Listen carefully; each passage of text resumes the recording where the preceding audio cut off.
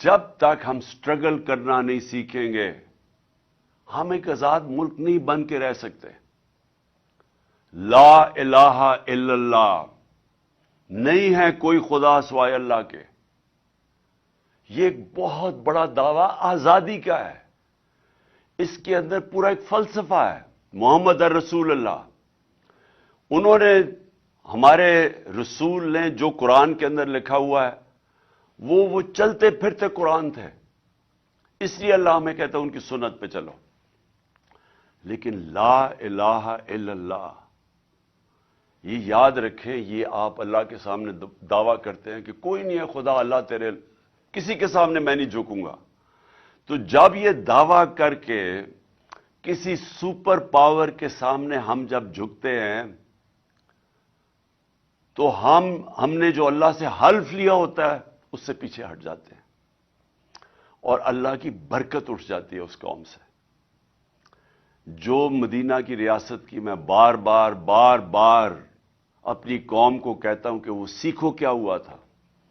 وہ دنیا کا تاریخ کا سب سے بڑا انقلاب آیا تھا.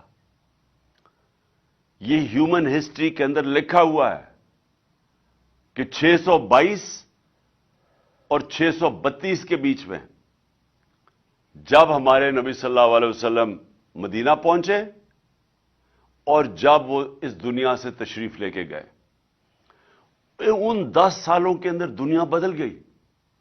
ایک ایسا انقلاب آیا جو کہ تاریخ کا حصہ ہے کہ وہ لوگ جن کی حیثیت کوئی نہیں تھی وہ دنیا کی امامت کی انہوں نے.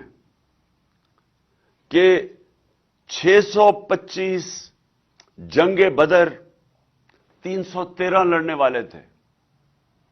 11 سال کے بعد رومن ایمپائر، بیزنٹائن ایمپائر، یارمک کی